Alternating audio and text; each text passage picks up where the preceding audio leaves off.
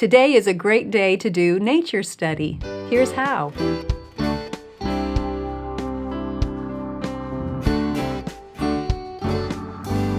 I'm Sonya with Simply Charlotte Mason. Usually, when people describe the Charlotte Mason approach, the one thing they almost always mention is nature study. Time in nature is an integral part of the Charlotte Mason method. So, let's walk through how to do a nature study. You will need a blank sketchbook for each person and something to write or draw with. That could be a regular pencil, colored pencils, or watercolor paints. It's up to you. Then you'll find it helpful to have a few field guides, either in book form or as apps on your phone. That's it. A sketchbook, a pencil or paints, and a couple of field guides. Oh, and you'll need nature. The good news is that nature's all around us. No matter if we live in the country, in the mountains, on the beach, in the middle of a city, or in the desert, you have nature. Doing a nature study involves 4 steps. Step 1, determine your focus.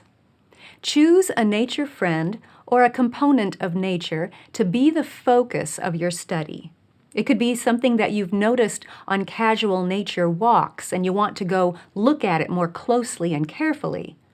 It could be something you've studied before and you want to revisit that old friend and see what's happening in its world now. Just decide which nature object you're going to study.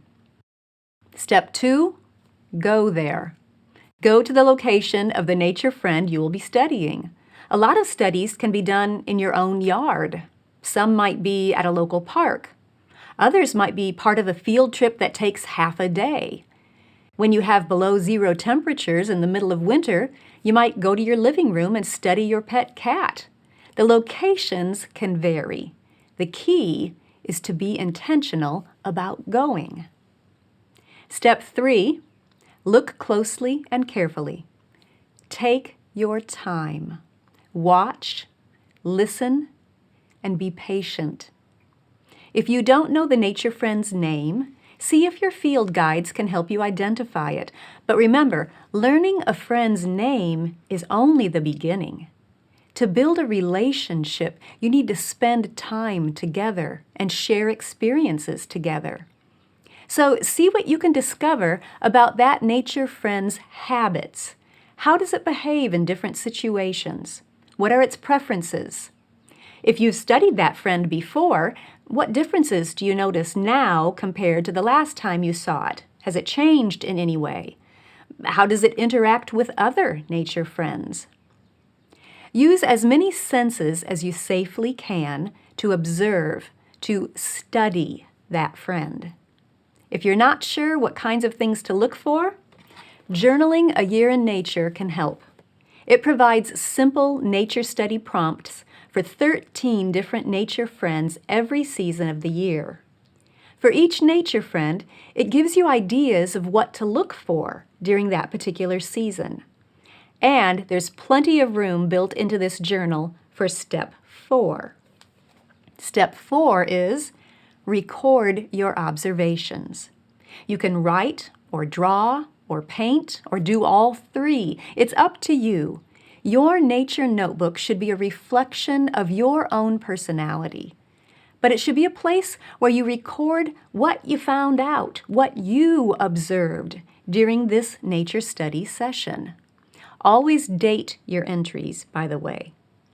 Feel free to jot down questions you have about what you observed, too. Your nature journal should be a personal record of your growing relationship with God's creation around you. Charlotte Mason scheduled nature study once a week for her students. Now, she encouraged more frequent casual nature walks, but that focused nature study was scheduled once a week. You pick the day and time that will work best for your family as you go through the seasons. Now, just as with all of Charlotte's methods, you can level nature study up or down to fit each child best. One way to level down is just do the casual nature walks without the journaling component. Of course, you can stop and look more closely at some nature friends of interest along the way, and you'll get to know some of those friends' habits over time. But if holding a pencil or a paintbrush is difficult for your student, don't make the nature notebook an obstacle or a hindrance to enjoying time in nature. Another possible option might be to let that child take digital pictures of nature friends. Now, there's a huge advantage to drawing or painting an object in nature because that practice slows you down and compels you to look more closely. But if that motor skill of writing or drawing or painting gets in the way of your child's enjoying nature, you can set it aside and simply encourage close observation and discuss what your child observes. There are many ways to level nature study up. One way is to keep a master list of birds and a master list of flowers that you have personally seen over the years. Jot down where and when you saw each one. You can also add poetry and scripture and other related quotations to your nature journal. They might be seasonal or related to a specific nature friend.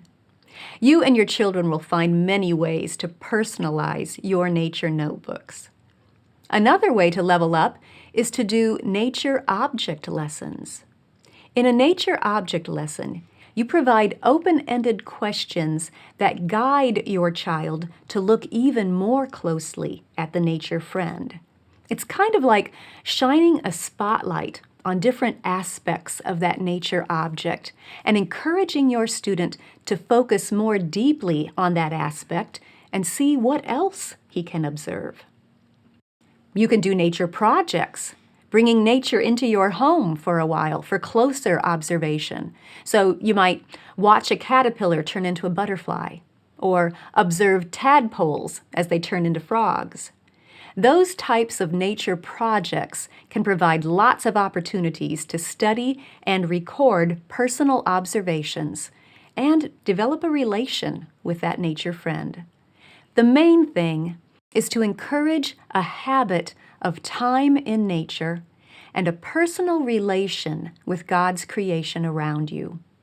Show your child by example that nature study is a lifelong hobby. There's always something more to learn. Some people spend their whole lives studying just one plant or just one animal, and yet they'll be the first to say that they haven't learned everything about it. The key is to slow down, to breathe, to look and listen, to linger and observe. So get outside. You never know where time in nature might lead. I'll leave a link in the show notes for the Journaling a Year in Nature book that has those helpful prompts of what to look for throughout the seasons. Thanks for joining me. I'll see you next time.